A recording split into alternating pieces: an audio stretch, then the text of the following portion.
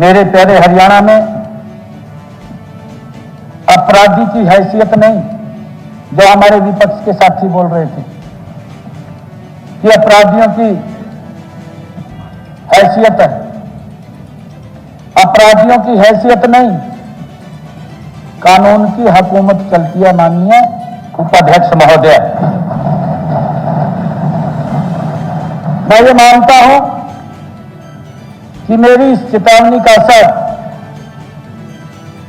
कि प्रदेश के प्रमुख अपराधों की संख्या में माननीय उपाध्यक्ष महोदय व दर दोनों में निरंतर गिरावट दर्ज की जा रही है, उसका जिक्र भी महिपाल डांडा जी ने किया है। माननीय उपाध्यक्ष महोदय, मैं बताना चाहूंगा कि हमारे सभी विपक्षी साथियों ने सरकार के कानून व्यवस्था को लेकर के बड़ी उंगली उठाई और जिसका मैंने जिक्र किया है कि शुक्रवार को क्या हो हल्ला किया, परंतु मैं कुछ बातें बताना चाहता हूं। माननीय अध्यक्ष जी, उपाध्यक्ष महोदय, 2014 के पहले दशकों की तरह मैं तो आज किसी नागरिक को एफआईआर दर्ज कराने से रोका जाता है, बीच बीच में हमारे विपक्षी साथियों ने कहा है, और न ही आज किसी पुलिसकर्मी को यह भय है कि उसने अपराधी का पीछा किया या उस पर गोली चलाई या उसको जिंदा गिरफ्तार किया तो उसके खिलाफ कोई कार्रवाई शुरू हो जाएगी। क्योंकि 2014 से पहले तो ये था, पुलिस के हाथ बंधे हुए थे। माननीय उपाध्यक्ष महोदय, कोई किसी अपराधी का पीछा नहीं कर सकता था, वो गोली नहीं चला सकता था, गोली चलाता था तो उसको हिसाब देना पड़ता था, उसके खिलाफ कार्रवाई शुरू हो जाती थी।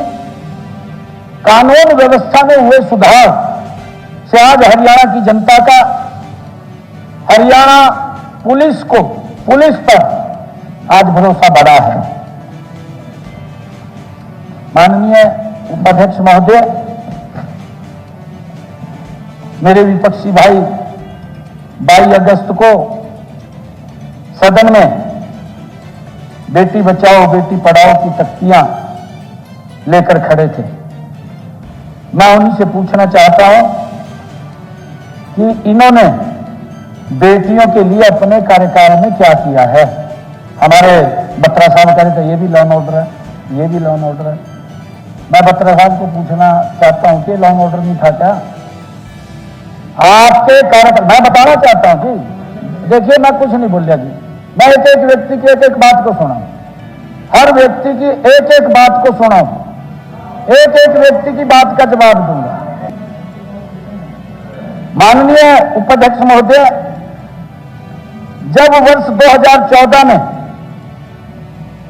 हरियाणा प्रदेश की जनता ने कांग्रेस को बाहर किया, भाई इनके बस का नहीं है कुछ भी, इनको बाहर कर दिया, उस समय प्रदेश ने लिंगानुपात नहीं, सत्ता से बाहर किया जी, सत्ता से बाहर किया।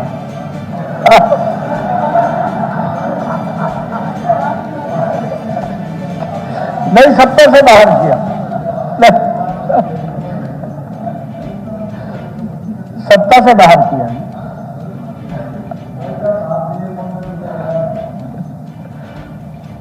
माननीय उपाध्यक्ष महोदय, उस समय बेटियों की संख्या 171 थी।